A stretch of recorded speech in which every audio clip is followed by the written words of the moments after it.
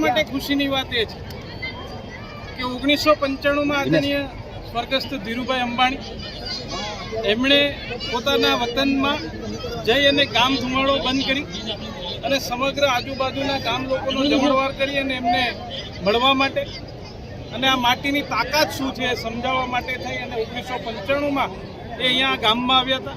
ત્યારબાદ 2010-11માં એમના દીકરા મુકેશભાઈ અને અનિલભાઈ અને કોકિલાબા આ 2010-11માં આવી અને આ પરિવાર અહીંયા પોતાના વતનમાં આવી અને એક સાથે બધા પરિવાર રાસ રમ્યા હતા. એવી જ રીતે ત્રીજી પેઢી અનંતભાઈ એમને વિચાર આવ્યો એટલા માટે હું ચોક્કસપણે સમજીશ કે અમારી આ માટીના સંસ્કાર કહેવાય કે ત્રીજી પેઢીને પોતાના દાદાનું વતન યાદ કરી અને એ ગામમાં પોતે પોતાના લગ્ન જીવનની શરૂઆત કરતા હોય અહીંયા મા ભવાનીના આશીર્વાદ લેવા માટે અને ગામ લોકોના આશીર્વાદ લેવા માટે જ્યારે અહીંયા એમણે પધાર્યા હોય ત્યારે સમગ્ર ગામમાં ખૂબ ઉત્સાહનો માહોલ છે.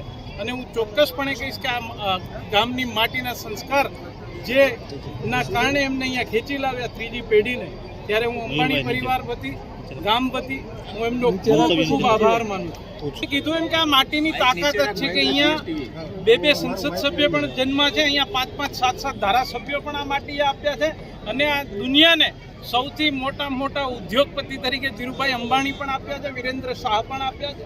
એટલે આ ગામની એક તાસીર છે કે આ ગામ આ દેશને રત્નો આપતો જ રહ્યો છે, આ રાજ્યને પણ રત્નો આપતા જ રહ્યા છે.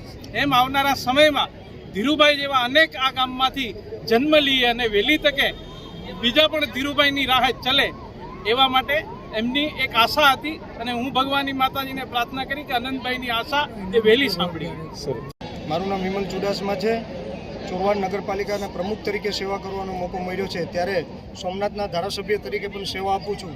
ત્યારે ખાસ કરીને આજે શુભ લગ્ન પ્રસંગે અનંતભાઈ અંબાણી અને રાધિકાબેન અંબાણી બંનેના શુભ લગ્ન પ્રસંગે આજે તેમના જીવનની શુભકામના આપું છું. મા ભવાની અને સોમનાથ દાદા તેમને ખૂબ પ્રગતિ કરે અને સુખ શાંતિ આપે એવી શુભકામના આપું છું.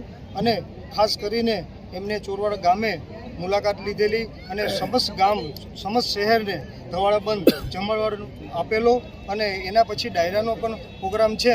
અને ખાસ કરીને અનંતભાઈ જે હું જ્યારે દર્શન કરતો હતો ત્યારે એમની સાથે વાત કરતો હતો ત્યારે મને મળ્યા, એમને ખૂબ જ ચોરવાડ પ્રત્યે લાગણી છે. મને 4 વાર કીધું કે તમે ખાસ કરીને ચોરવાનું કંઈ હોય તો મને કહેજો.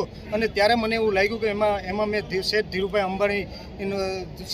અંબાણી જે હતા એ એમના પૌત્રમાં મેં જોવા મળ્યું કે એ ધીરુભાઈ અંબાણી જે પદ્ધતિથી કામ કરતા હતા અને જે પદ્ધતિથી ચોરવાડ ગામ માટે જે ચોરવાડ શહેર માટે લાગણી હતી અને પોતાનું પરિવાર સમજીને જે લાગણી વ્યક્ત કરતા હતા અને લાગણીથી જે પણ જાતા ગમે ત્યારે મુંબઈ કે ક્યારે એ ખબર પડે કે ચોરવાડથી આવ્યા છે એટલે તાત્કાલિક જે એમની કોઈ પણ મિટિંગ મૂકીને તાત્કાલિક તેમને લેવા જતા અને એમને શું કામ છે, ચોરવાડમાં કંઈ તકલીફ નથી, ચોરવાડમાં જે પણ કરવું પડે એ તટસ્થ રીતે કહેજો. એવું જ આજે અનંતભાઈએ મને ખુદ કીધું કે તમે ચોરવાડ નગરપાલિકાના પ્રમુખ તરીકે સેવા આપો છો, કંઈ પણ હોય તો તાત્કાલિક મને કહેજો. એમને મારા નંબર લીધા, એમને ખુદના મને નંબર આપ્યા. આની પહેલાં પણ હું સપ્તાહમાં જયેલો મુંબઈ ત્યાં એન્ટિલેમાં, ત્યારે પણ અમે સાથે એક પરિવાર જેમ રહ્યા અને ખાસ કરીને હંમેશા અંબાણી પરિવારનો મારી ઉપર આશીર્વાદ રહ્યો છે, ચોરવાડ શહેર ઉપર આશીર્વાદ રહ્યો છે. એમ કાયમી માટે મારા ચોરવાડ શહેર ઉપર પણ આશીર્વાદ રહી અને ખૂબ એ લોકો પણ પ્રગતિ કરે, આમને આમ કરતા રહી અને ચોરવાડનું નામ રોશન કરતા રહે. અને એમ તેમના શેઠ ધીરુભાઈ પાસેથી પણ અમને પ્રેરણા મળી છે, તેનાથી પણ અમે પણ એમના પ્રેરણાથી પણ એક વિસ્તાર સોમનાથના ધારાસભ્ય તરીકે સેવા કરવાનો મોકો મળ્યો છે અને તેમના ગામના પ્રમુખ તરીકે સેવા કરવાનો મોકો મળ્યો છે. ત્યારે અમે જાહેરમાં કહેતા હોય છે કે અમે શેઠ ધીરુભાઈના ગામમાંથી આવીએ છીએ, અમને સમજાવવાની જરૂર નથી, અમે શેઠ ધીરુભાઈ પાસેથી શીખ્યા છે અને એના માર્ગદર્શન માટે એના માર્ગદર્શન નીચે હંમેશા માટે ચાલતા રહેશું. વિમલભાઈ જરી વાત કોંગ્રેસ